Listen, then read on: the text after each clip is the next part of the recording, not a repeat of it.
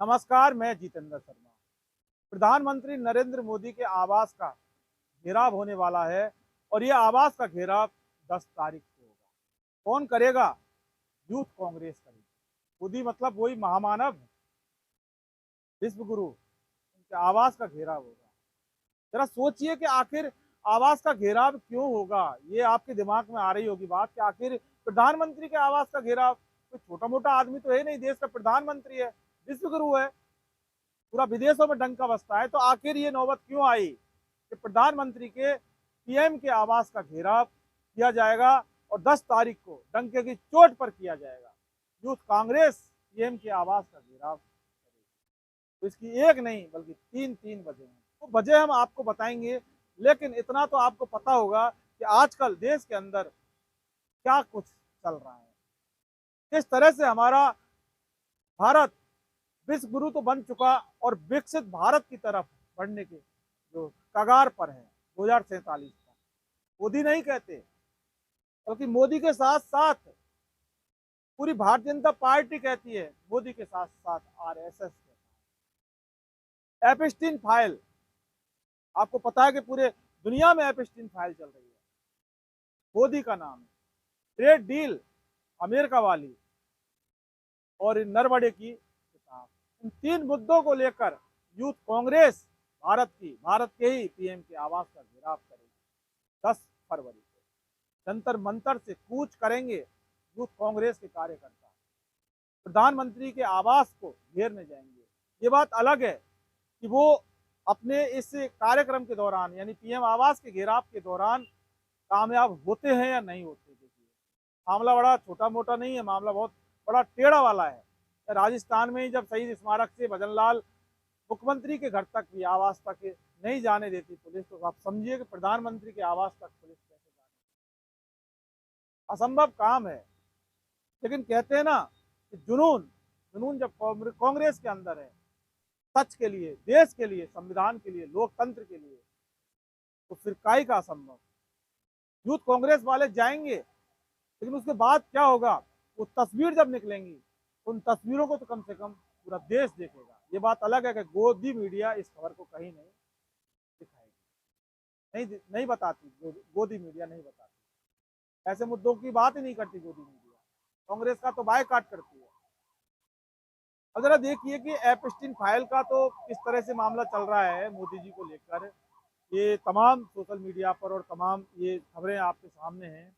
और इसमें जो दूसरी बात है वो ये है कि आखिर एपस्टीन फाइल के अंदर मोदी का नाम आया। जब मोदी का नाम आया तो फिर देश में हलचल बहुत ज़्यादा बढ़ गई, एक सनसनी क्रिएट हो गई देश के अंदर। अंधभक्तों में नहीं हुई, वो बात एक अलग है। अंधभक्त तो कहते हैं कि सब कुछ है ना, एजेंडा चलाया जा रहा है, झूठ फैलाया जा रहा है। हमारे मोदी जी ऐसे नहीं है, हमारे मोदी जी तो बहुत सही आदमी है। हमारे मोदी जी तो जो महामानव है, विश्व गुरु है, वो ऐसा काम नहीं कर सकते। एपस्टीन फाइल से कोई लेना देना नहीं, ऐसा कहते हैं अंधभगत। दूसरा जो मुद्दा है वो ट्रेड डील का। ट्रेड डील आपको पता है कि किस तरह से झंडे गाड़ दिए अमेरिका के अंदर हमारे महामानव ने, हमारे भारत देश की। जो ट्रेड डील हुई थी जिसका जिक्र नरेंद्र मोदी ने नहीं किया, तो नरेंद्र मोदी ने था, वहां समझौता डील जो की थी, लेकिन उस डील के बारे में बताने वाला है अमेरिका। यानी कि करते हमें यहाँ से कोई समझौता, लेकिन उस समझौते को अमेरिका वाले बताते हैं। व्हाइट हाउस बताता है बाकायदा स्टेटमेंट जारी करके। इंडिया के प्रधानमंत्री नरेंद्र मोदी और अमेरिका के बीच में जो एक समझौता हुआ, जो ट्रेड डील हुई, वो ये ट्रेड डील है। इससे बड़ा दुर्भाग्य हो सकता है। यानी कि कोई अगर मुद्दा है, उस पर अगर समझौता किया जाए तो हम नहीं बताएं, उधर वाले बताएं, अमेरिका वाले बताएं। इससे बड़ी विडंबना नहीं हो सकती देश गुरु। और दूसरी बात, आखिर नरेंद्र मोदी ने क्यों नहीं बताई ये बात, भारतीय जनता पार्टी ने ये क्यों नहीं बताई, प्रेस कॉन्फ्रेंस करके क्यों नहीं बताई कि साहब हम अमेरिका जाते हैं और ये काम करके आते हैं देश हित में, लेकिन नहीं बताई। क्योंकि ये डील नहीं थी, ये डर था। डर किस चीज का, सवाल बीच में यही आ जाता है कि आखिर पीएम आवास का घेराव करने की जरूरत क्यों पड़ी। जरूरत इसलिए पड़ी कि भाई जब जो सवालों से भागते हैं ना, तो उनके आवास को ही घेरा जाएगा। संसद चल रही है, पूरा देश जानना चाहता है, कांग्रेस विपक्ष तमाम तरह के सवाल कर रहा है और सवाल के अंदर जो बहस है वो ये होनी चाहिए, लेकिन मोदी जी संसद को छोड़कर ही फिर से एक बार विदेश चले गए।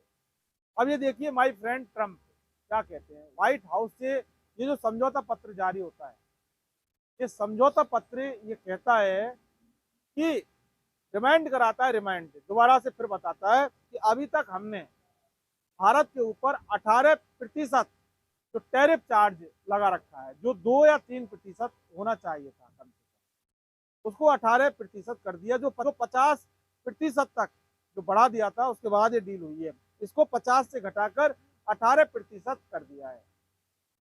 लेकिन एक बात कान खोल कर सुन ले भारत, अगर आपने यानी कि भारत ने रूस से तेल खरीदा ना, तो फिर हम 18% से सीधा 25% तक थोप देंगे, बढ़ाएंगे नहीं, थोप देंगे डंके की चोट पर। यह अमेरिका का कहना है, व्हाइट हाउस का ये पन्ना यही कहता है। रूस से तेल नहीं खरीदना, था दोस्त रूस, जब था। अब रूस से आपकी दोस्ती वगैरह है, इससे कोई लेना देना नहीं है, लेकिन उस दोस्त रूस से तेल नहीं खरीदना है, और अगर तेल खरीदेंगे तो फिर 25% टैरिफ चार्ज लगाएंगे। कान खोल कर सुन ले भारत, और बाकायदा इसकी निगरानी खुद अमेरिका करेगा। इसकी भारत की किस बात के लिए, कि रूस से तेल खरीद रहा है कि नहीं। ये है हमारा विश्वगुरु, यानी कि हम क्या काम कर रहे हैं या क्या नहीं कर रहे, किसी से क्या खरीद रहे हैं क्या नहीं खरीद रहे, ये मॉनिटरिंग करेगा, ये निगरानी करेगा अमेरिका। आपको पता है निगरानी किसकी की जाती है? निगरानी की जाती है चोरों की। चोर कोई चोरी कर रहा है कि नहीं कर रहा, जरा इसकी निगरानी रखिए। आपकी दिनचर्या के अंदर बहुत सारे ऐसी बातें आती हैं सामने निकल के, कि किसी पर अगर शक होता है कि ये चोरी करेगा तो उसकी निगरानी की जाती है। लेकिन यहाँ पर व्हाइट हाउस ने कहा है कि हम निगरानी करेंगे भारत की। एक कागज मैं आपको दिखाना चाहता हूं कि ये जो धमकी है, ये मुझे बड़ा अटपटा लगा, हम सबको बहुत दुख हुआ कि साहब अमेरिका अब हम पर नजर रखेगा। ये नजर किस पे रखी जाती है साहब? नजर तो चोर पे रखी जाती है। सीधे सीधे भारत को चोर बता रहा है अमेरिका, और प्रधानमंत्री जी खुश हो रहे हैं। प्रधानमंत्री जी चाहते हैं कि हम जश्न मनाएं, हम चोर हो गए हैं, हमें चोर साबित कर दिया गया। ये देखिए कि हम रूस से तेल खरीदेंगे या नहीं खरीदेंगे, उस पर नजर रखी जाएगी, और अगर खरीद लिया तो फिर से हम पर टैरिफ डाल दिया जाएगा। यह क्या हमारा रिश्ता है अमेरिका से, कि हम पर नजर रखेगा अमेरिका और हम रखने देंगे नजर? और इसके लिए कहा जा रहा है कि ढोल बजाइए, नगाड़े बजाइए, खुश हो जाइए, डील हो गई।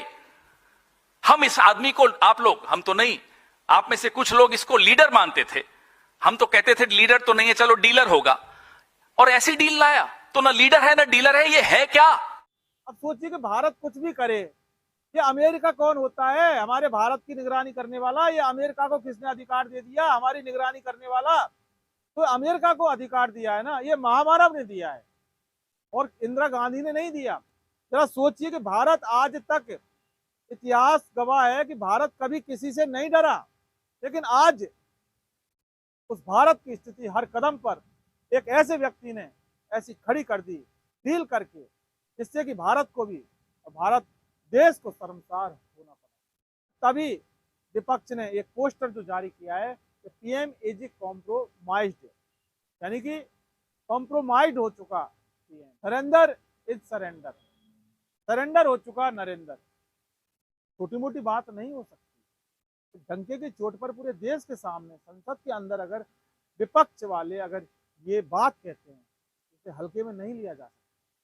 देश की गरिमा को तार तार करके रख दिया नरेंद्र मोदी ने, पूरे देश को बेच डाला नरेंद्र मोदी ने। नौबत क्यों आई, ट्रेड डील की नौबत क्यों आई? इसके पीछे नंबर एक तो ये गौतम अडानी का जो संबंध वाला मामला है, अमेरिका के अंदर केस चल रहा है, वो मामला है। दूसरा एपस्टीन जो फाइल के अंदर नरेंद्र मोदी का नाम आ गया, तो आनंद फानंद में चुपचाप गुपचुप।